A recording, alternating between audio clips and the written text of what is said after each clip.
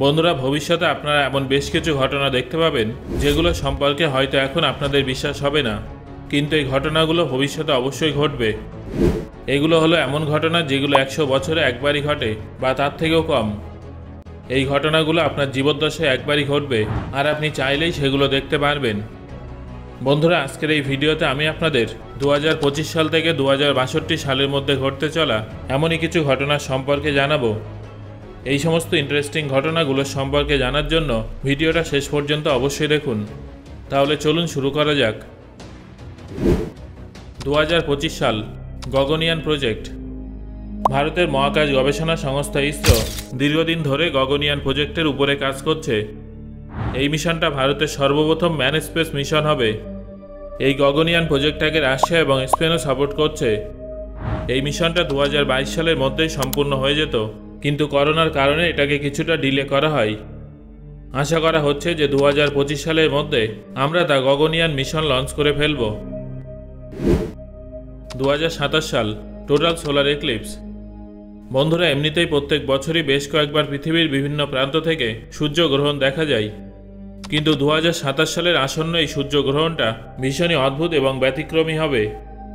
বেশিরভাগ পূর্ণ সূর্যগ্রহণই 2 থেকে 3 মিনিট পর্যন্ত হয়ে থাকে, কিন্তু 2186 সালে 16 জুলাই হতে চলা সূর্যগ্রহণ গত 10,000 বছরের সূর্যগ্রহণের মধ্যে সবথেকে ভিন্ন এবং সবথেকে দীর্ঘ সূর্যগ্রহণ হবে।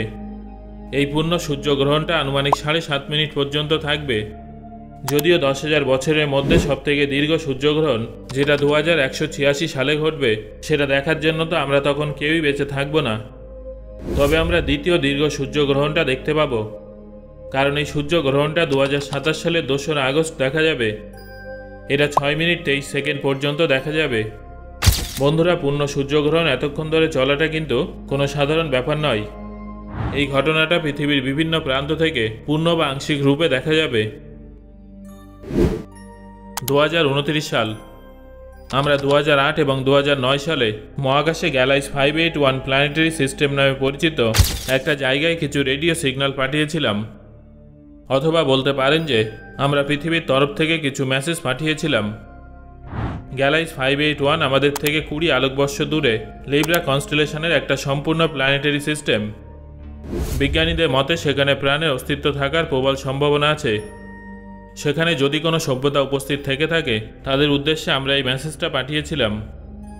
2029 সালের মধ্যে আমাদের এই মেসেজটা তাদের কাছে পৌঁছে যাবে। যদি সেখানে সত্যি সত্যি কোনো সভ্যতার বসবাস থেকে থাকে এবং তারা আমাদের মতো বা আমাদের থেকেও বেশি উন্নত হয়ে থাকে, তাহলে তারাও আমাদের একটা রিটার্ন মেসেজ পাঠাবে, যেটা সেই সময় থেকে ঠিক 20 বছর পরে আমাদের কাছে এসে পৌঁছাবে। 2029 সালের এপ্রিল মাসে একটা বিশাল বড় আকারের গ্রহাণু পৃথিবী এবং চাঁদের মাঝখান থেকে এগিয়ে যাবে।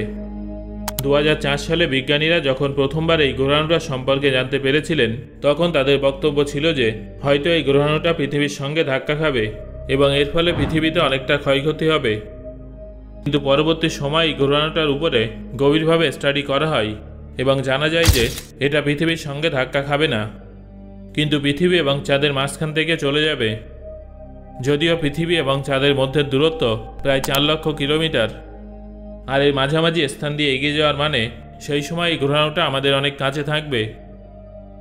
2029 সালে যখন এই গ্রহাণুটা পৃথিবীর সামনে দিয়ে এগিয়ে যাবে, তখন এটার সাথে আমাদের দূরত্ব হবে মাত্র 31,000 কিলোমিটার। এই দূরত্ব থেকে একাধিক স্পেসক্রাফট আমাদের পৃথিবীকে প্রদক্ষিণ করে। এই গ্রহাণুটা 340 মিটার দীর্ঘ। এত বড় সাইজের কোনো গ্রহাণু আমাদের জীবনে প্রথমবার পৃথিবীর এত সামনে দিয়ে এগিয়ে যাবে। 2030 সাল, যদি স্পেসএক্স কোম্পানি সেই সময় মঙ্গল গ্রহে মিশন পাঠাতে ব্যর্থ হয়, তাহলে নাসা মঙ্গল গ্রহে সবার প্রথমে পৌঁছানোর কৃতিত্বটা অর্জন করবে। নাসার পরে কিছু প্রাইভেট আমেরিকান এবং চাইনিজ স্পেস এজেন্সিও মঙ্গল গ্রহে মানব মিশন পাঠাতে চলেছে। 2031 সাল, লিওনিড মিটিওর শাওয়ার। 2031 সালে আমরা মহাকাশে একটা রোমাঞ্চকর ঘটনা দেখতে পাব, যার নাম লিওনিড মিটিওর শাওয়ার। এই রহস্যময় মহাকাশীয় ঘটনা সম্পর্কে 1833 সালে প্রথমবার জানা গিয়েছিল। এই ঘটনাটা প্রত্যেক 33 বছর পর পর ঘটে থাকে। যখন একাধিক গ্রহাণু পৃথিবীর মাধ্যাকর্ষণ শক্তির টানে পৃথিবীর সামনে চলে আসে এবং পৃথিবীতে আছড়ে পড়ে, তখন সেটাকে লিওনিড মিটিওর শাওয়ার বলা হয়। অর্থাৎ মুহূর্তের মধ্যে প্রচুর গ্রহাণু পৃথিবীর উপরে পরপর আছড়ে পড়া। সেই সময় আপনারা আকাশে একসঙ্গে একাধিক আলোর টুকরোকে ভেঙে পড়তে দেখবেন। ভবিষ্যতে 2031 সালে আমরা এই ঘটনাটা পুনরায় দেখতে পাব। 2036 সাল। 2036 সালে NASA Alpha Centauri star system পর্যন্ত একটা স্পেস প্রোব পাঠাতে পারে। যদিও আলফা সেন্টাউরি আমাদের পৃথিবীর থেকে 4.5 আলোকবর্ষ দূরে আছে, কিন্তু এই সুপারফাস্ট প্রোবটা সেখানে পৌঁছাতে 20 বছরের থেকেও বেশি সময় লাগতে পারে। এই প্রোবটা সেখানে পৌঁছে আমাদের সেখানকার স্টার সিস্টেম এবং সেখানকার লাইভ ফুটেজ পাঠাবে, আর আমরা আলফা সেন্টাউরিকে অনেক কাছ থেকে চিনতে পারবো।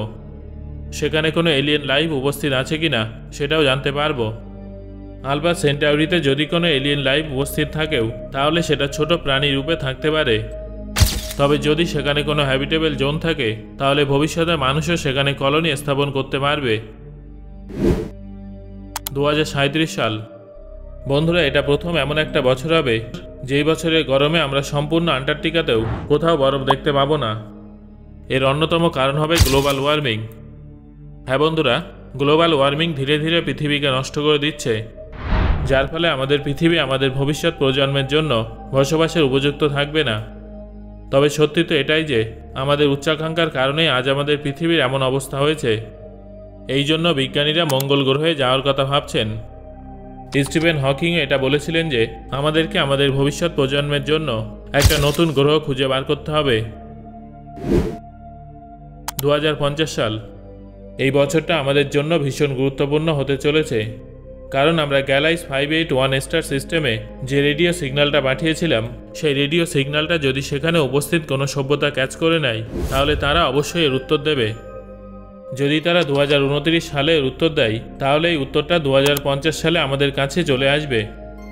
আর যদি এটা সত্যি হয় তাহলে আমরা বুঝে যাব যে আমাদের গ্যালাক্সিতে আমরা ছাড়াও অন্য কোনো সভ্যতার অবস্থান আছে।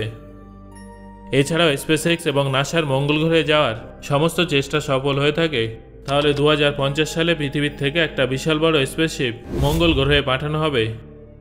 এই স্পেসশিপে পৃথিবীর থেকে প্রচুর মানুষকে মঙ্গল গ্রহে ট্রান্সফার করা হবে। তবে এখানে কিন্তু সবার প্রথমে ধনী ব্যক্তিরাই পৌঁছাতে পারবেন। যদিও এগুলো সবকটাই অনুমান করা হচ্ছে, তবে যেহেতু এগুলো সায়েন্টিফিক প্রেডিকশনের উপরে নির্ভর করে বলা হচ্ছে, তাই এর মধ্যে সত্যতা আছে বলে মনে করা হচ্ছে। 2052 সাল। 2016 সালে নভেম্বর মাসে সুপারমুন দেখা গিয়েছিল, যেখানে চাঁদ তার স্বাভাবিক আকারের তুলনায় 14% বড় ছিল। 2016 সালের আগে 1948 সালে এত বড় চাঁদের দেখা পাওয়া গিয়েছিল। এই ঘটনাটা 2052 সালের 6 ডিসেম্বর পুনরায় দেখা যাবে। 2052 সালের এই সুপারমুনটা পৃথিবীর সবথেকে কাছে থাকবে। 2061 সাল। হ্যালি নামের এই ধূমকেতুটার নাম এডমন্ড হ্যালি তার নিজের নাম অনুসারে রেখেছিলেন। এডমন্ড 1531 সালে এই ধূমকেতুটার খোঁজ করেছিলেন। এই ধূমকেতুটা প্রত্যেক 75 বছরে একবার সূর্যকে প্রদক্ষিণ করে। যখন এই ধূমকেতুটা আমাদের পৃথিবীর সবথেকে কাছে থাকে তখন এটাকে কোনো টেলিস্কোপ ছাড়াই খালি চোখে দেখা যায়। 1986 সালে শেষবার এই ধূমকেতুটা আমাদের সূর্যকে প্রদক্ষিণ করেছিল, আর সেই বছরই এটা শেষবার পৃথিবীর সামনে দিয়ে গিয়েছিল। 2061 সালে আবার এই ধূমকেতুটা পৃথিবীর কাছে আসবে। এই ধূমকেতুটা 9.5 মাইল লম্বা এবং 5.5 মাইল প্রশস্ত। সো বন্ধুরা, ভবিষ্যতে সুযোগ পেলে আপনি এই মহাকাশীয় ঘটনাগুলোর মধ্যে কোনটা কোনটা দেখার চেষ্টা করবেন সেটা অবশ্যই আমাকে কমেন্ট করে জানান।